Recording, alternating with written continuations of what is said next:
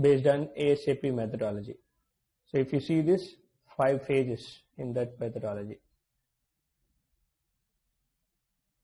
Project preparation, business blueprint, realization, final preparation, and go live and support. These are the 5 phases which we will have in the SAP BI project. So any implementation project in SAP, generally they will follow this ASAP methodology, which is being proposed by SAP. And what exactly we have learned so far in SAP BI regular course?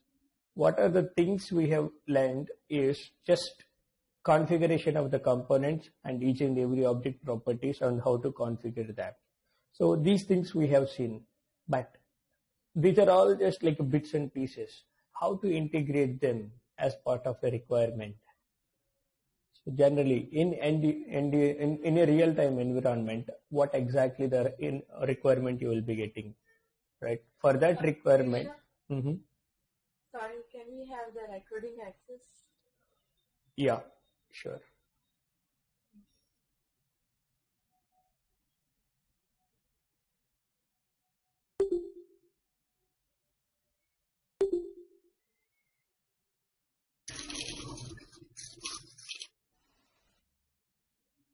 Right.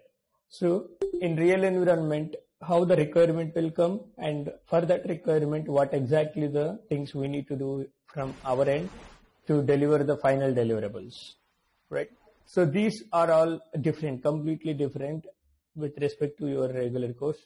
Wherein your regular course, whatever you have learned, that will be useful in terms of development phase, right? All those concepts, whichever you have learned, and the configuration and practice which you are doing, everything will be useful for the realization phase, third phase, that is realization phase. But what about before the realization and after the realization? These are all the main activities which will come across in the real-time project, right?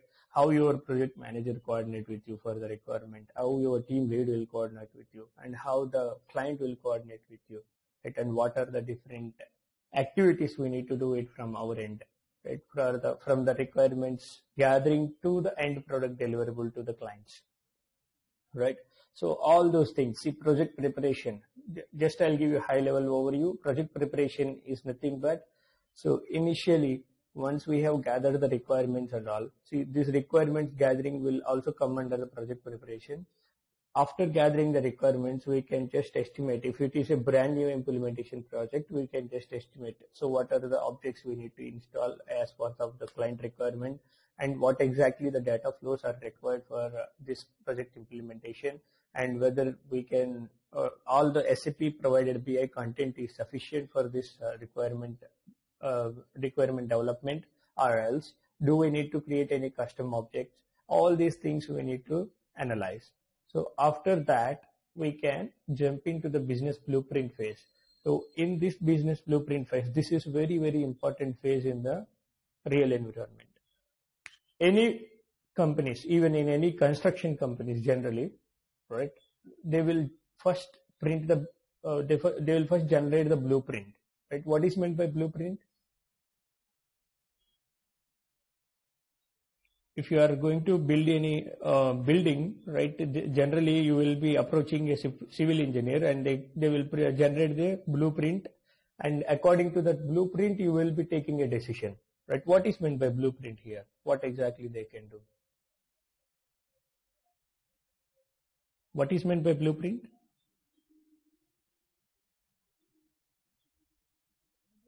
Step-by-step plan of action. No, blueprint is nothing but it is actual output, right, which you are placing on the paper, right? That is called blueprint. So here, without going for the development, actual development, you are just planning and you are designing on the paper, and that's what we are calling it as a blueprint. It is nothing but the real-time replica we are designing on the paper. Right. So here, what are the things we can do in the business blueprint phase? Did you hear about FSpec, functional specification, technical specification, and all? Anybody? Functional specification document, technical specification document, high level document, low level design document. all these things, Yes. right? For every query requirement, Yes. right? For every query requirement, we need to design the backend layer and front end layer, right? Backend layer in the sense up to the multi-provider layer, right? What are the components we should have for that particular query? So that for that purpose, you need to create a technical specification document for the backend, and you need to analyze and you need to finalize the entire data flow in the backend.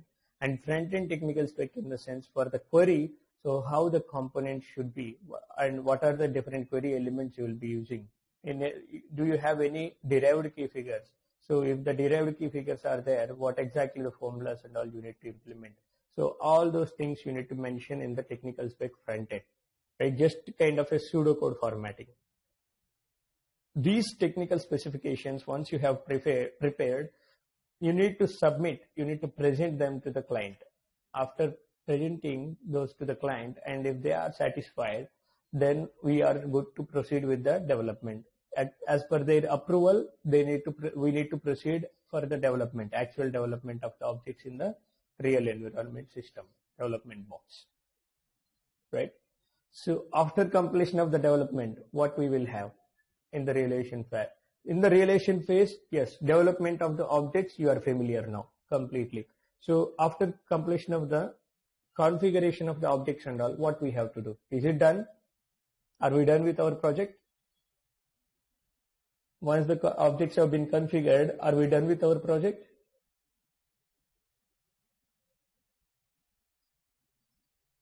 Team? After configuration of the objects in the development system, are we done with the process? Can't we have any activities? We will have so many activities after the completion of the development. We need to test it basically. From our point of view, as we have developed, as a BI consultant, we have developed. So developer point of view, we need to test all the objects, whether it is met with the requirement or not. That is called technical unit testing. Right? How to do the technical unit testing, and how to prepare the documentation for the technical unit testing, how to prepare the test cases for each and every test case, how to run the test case execution, and after that how to provide the results in the document. After preparing this TUT document, technical unit testing document, we need to provide those results to the end users or clients, right? So these TUT results, if they are satisfied with these TUT results, and they can provide you the approval to move those objects into the quality box, right? Quality environment. So as I told you, the next topic which we are discussing is transportation, right? Dev, QA, prod, 3 boxes will be there in every project, right? Development system, in development system you will be creating the objects. In quality system, we can do the testing and all, high level testing like system integration testing and user acceptance testing, all those testings, regression testing, performance testing, all those testings we can do in the QA box. Once the end users are satisfied with everything, then they will give you the approval. Then we need to move the objects from development box to the real-time production system, right? Here they can use the queries which we have created with the real-time data, right? This is the general phase. So after completion of our development, we need to prepare the TUT results document, and then as per the TUT results document, they'll provide you the approval. According to the client's approval, we need to move the objects to the quality box. In the quality box, there will be testing phases, SIT, system integration testing. And in this system integration testing, what they will do is end users will test the queries. The queries which we have developed, they will just execute them and they will check. So whether for all the scenarios they are getting the proper data or not, right? Proper output or not. They'll just compare with the ECC system and our query result, right? If the ECC system report result and our query result are matching for particular combinations and all, then they are good with their requirement. If at all those are not matching, immediately they can raise the defect, right? So that defect management, how to handle this defect management, right? Generally in real environment, for all this defect management, we can follow a particular process, right? For every defect, we need to, from the raising of the defect till the closure of the defect, there will be a particular process. We need to follow everything. And after completion of the defects, if the defect has been fixed, if the defect count is 0, then we are good to go ahead with the objects movement to the production. And after completion of defects fixing, then what we have to do, we need to request for the user acceptance testing approval, right? If user has provided the end user acceptance approval, right, then we can move the objects to the production box. So before moving the objects to the production box, you will have another phase, which is final preparation, right? We can't straight away move the objects to the production. We need to take care so many considerations, right? So many factors we need to consider, and there will be pre-cutover and post-cutover activities in final preparation, right? Before moving the objects to the production environment, what are the steps we need to perform? And after, during the transportation of the objects to the production box, what are the things we need to take care? And post cutover, after moving the objects to the production box, what are the activities we need to perform? All those things we need to take care. After completion of post cutover activities, we can say that the project went live, right? Now everything, whatever the development we have done, everything is in the real-time production box, and end users can able to use them. So in this duration, like clients generally, they can make an agreement, service level agreement for the first 1 to 2 months as a warranty period. For every product, generally when you purchase, you will request for the warranty, 1 year or 2 years like that. So in the same way for SAP BI projects also, there will be an SLA, like the development team, they need to support the clients for the 1 month or 2 months as per their SLA, right, as a warranty support. So in the real-time production system, while they are executing our queries, if they are facing any issues and all, then again we need to support, again defect management. So all these steps from the start to end, after completion of warranty support period, then we can say that the project is went live successfully and we can hand over the project to the production support team. So with that, development implementation project will be completed. Once if you have hand over the project into the production support team, right, in production support teams also, we will have the BI consultants, right? You will be having 2 types of projects in real environment. One is implementation project, second thing is support projects, right? Support project is nothing but production support project. So wherein once the implementation project is completed, once if you have hand over the project to the production support team, so how to hand over the project to the production support team, what are the things we need to explain to them, and the production support team members, right? If you are the BI consultant working in production support team, what are the roles and responsibilities for you, right? So all these things in detail we'll be dealing with in this course, which is BI real-time project oriented course.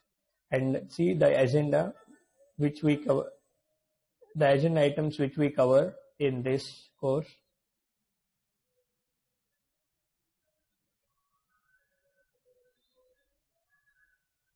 Requirements gathering, right? We can discuss about how to gather the requirements, what kind of questions we need to ask with the end users, right?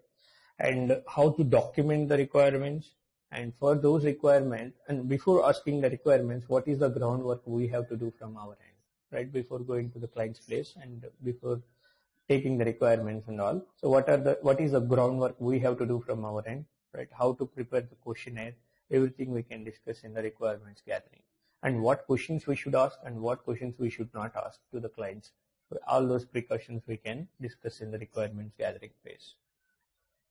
And we can discuss about valuable information about module, purchasing, inventory control, and FI flows, right? These are very important modules in real environment. Every client in SAP BI project, they can implement these modules. and FI, SD, these 3 modules are very much important. So we'll be discussing about these 3 modules in detail in this concept, in functional process overview concept. And later, how to prepare the functional spec, right? Functional specification document. So what exactly it contains, and what are the things they will write in the functional specification document, and how to prepare from our end for the if you get a chance in real environment, if they have assigned the task to you, right, prepare the functional specification document for the respective requirement, then how to handle that. For that functional spec, what are the fields we should have, right? What are the things we need to mention? What are the things we need to write in that spec? Because this functional specification document, which gives a complete information about your requirement, right? So this should be very clean and clear. As per this functional specification only, entire your project will go on. If you have 40 queries need to be developed in your BI project, then for 40 queries, 40 functional specs will be there. For every query, one functional spec. With this functional spec will be the base for us, right? We can refer this spec and we'll have all the requirements in the functional spec with respect to a particular query. Using that only, we can proceed with the entire development phases and all, everything. So it is very, very crucial in the project, and we need to take care of so many factors into the consideration while writing the functional spec. So those things we can discuss in the functional specification preparation. And once the F spec is completed, right, in shortcut we can call it as F spec. F spec is completed. So for that F spec, we need to read everything and we need to prepare the backend of our BW system. Like for a particular query, so what are the components we should maintain in the background? What is the actual data source we can able to use it, right, from the SAP BI content, which is suitable data source for our report requirement. And upon the data source, how many staging layers we need to place, like how many DSOs we need to place, how many info cubes we need to place, right? Do we require to go for multi-provider, or else we can create the query on top of cube directly? So all these design considerations we need to discuss, right? All those design considerations we need to consider. According to that, we need to define the technical specification document for the backend, right? And front-end technical specification is nothing but the query relevant information, entire query relevant properties, like what are the fields we need to place in the rows, what are the fields we need to place in the columns, and free characteristics. If any derived key figures are there, what are the calculations we'll have. So everything we need to document, right? We can't develop the objects straight away in the system. We need to prepare these specification documents first. These are the first activities. Technical specification backend and technical specification front end.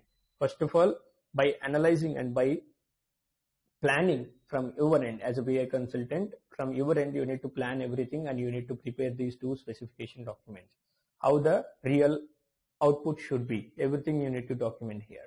Once this is done, right, in the backend technical specification you will be preparing some test cases from your end, and front end technical specification also you will be preparing some test cases. So entire target you will be preparing in the specification documents, and once if you have got the approval, we can define the objects in the system. See, development of data flow using backend technical spec.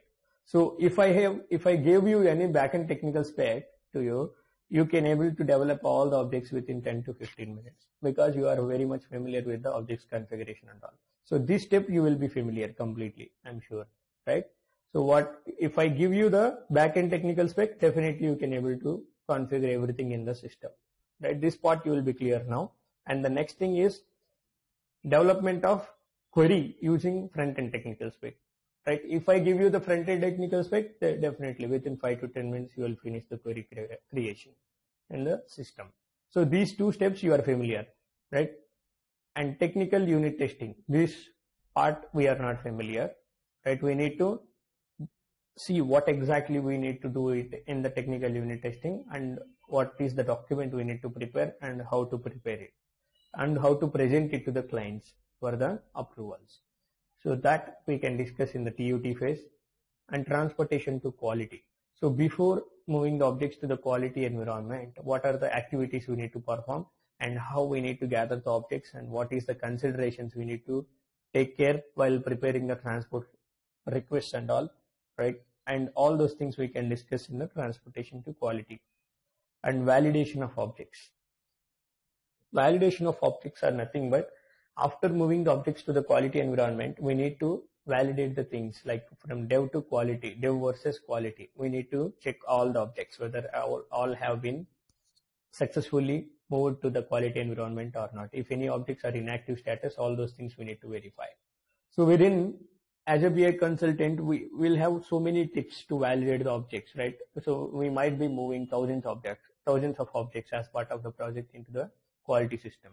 So if you go by one, right, one by one object verification with respect to development system, it will take a long time for you for the validation.